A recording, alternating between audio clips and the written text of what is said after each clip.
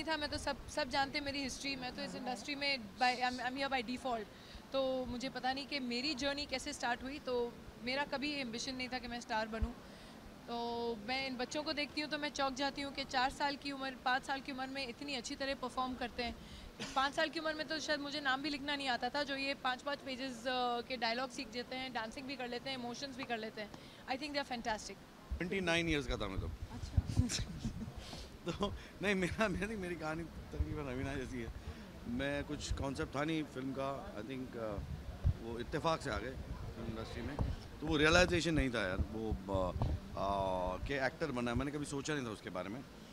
But मेरा हमेशा मानना एक तरीके से ये है कि जो कुछ लोग एक्टर बन जाते हैं ना, कहीं पे यस टैलेंट भी एक चीज़ होती है, then I would say there is a thing called gift. ये जो बच्चे हैं ना, ये टैलेंटेड नहीं, ये गिफ्टेड है। क्योंकि 4 साल और 5 साल की उम्र में ये करना, ये ऊपर वाले की मेहरबानी है। आई मीन टैलेंट से आप 4 साल के बच्चे को ये नहीं सिखा सकते। या तो उनमें वो गिफ्ट है ये सीखने का, या तो ये गिफ्ट नहीं है सीखने का। तो आई थिंक ये बच्चे जो है ना, ये ऊपर वाले ने बड़े प्यार से इनको गॉड बनाया है। गिफ्टेड, या। मेरे ख्याल से वो जज करना तो मुश्किल होता ही है, इनको ना कहना बहुत मुश्किल होता है। और थैंक्स टू रवीना, हम लोग जब फंस जाते हैं तो फिर हम लोग रवीना को पकड़ लेते हैं, प्लीज़ टू हेल्प कर यार। बट बहुत मुश्किल है यार, बहुत मुश्किल है। बिकॉज सभी अपने अपने तरीके से, अपने अपने हिसाब से बहुत talented, as I said they are gifted. मैं मैं कुछ ज़्यादा धमाल कर गया।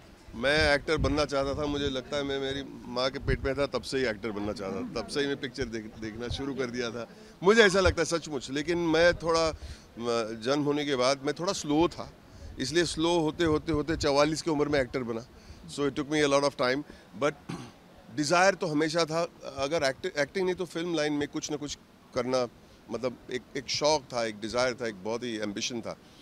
लेकिन I got into many other things. फिर देर आए दुरुस्त आए, लेकिन एक्टर तो बने।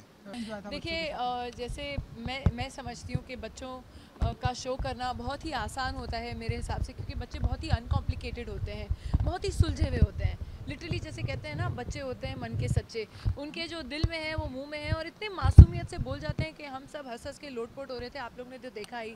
एंड तो उनके लिए लाइफ बहुत सिंपल है, या तो ब्लैक है या तो वाइट है, कोई बीच में हिडन एजेंडा नहीं है। तो it's been a great great journey, and it's been wonderful filming this show with them, और बहुत ही मज़ा आ रहा है। हम सब तो आपने देखा ही है कितना एंजॉय कर रहे हैं। तो उनकी वही मासूमियत और वही इनोसेंस जो है वो छू जाती है दिल को। So it's been wonderful. Think कि मैं उनको ऑब्जर्व कर रहा हूँ और बरसों से मैं देख रहा हूँ television shows. I think they are such wonderful जजेस, और I have been observing how they tackle it, and I think it's a great अच्छा लर्निंग है उनसे। लेकिन एक्चुअली मैंने आज के एपिसोड में मैंने कुछ कहा जो शायद बहुत इम्पोर्टेंट है। हम ये जॉब है हमारा, हम नौकरी पे आ रहे हैं, और नौकरी पे आके हमें आराम से एक बड़ी इजी चेयर पे बैठना है और ये बच्चों को देखना है हमें एंटरटेन करते हुए। I think it is one of the best jobs in the world. It is one of the best jobs. मतलब घर पे बैठ के टीवी देखने के बजाय यहाँ पे बैठ के लाइव टीवी देखना मिल रहा है, और एक से एक परफॉर्मेंस दिल छू लेते हैं, हंसाते हैं। उनकी इनोसेंस देख के इतना कुछ अच्छा लगता है, can not explain to you.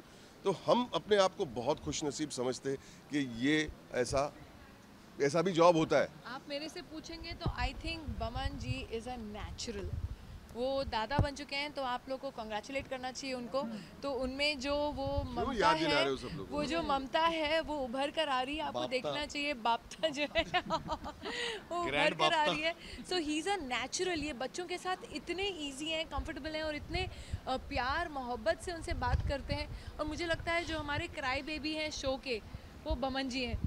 Actually असलियत ये है कि मैं थिएटर करने, मेरा जो फर्स्ट प्ले था वो मेरी उम्र थी, I think I was 35 years old, and I did a small part in a musical play. और वो प्ले के कोरियोग्राफर कौन थे पता है? अरशद वारसी।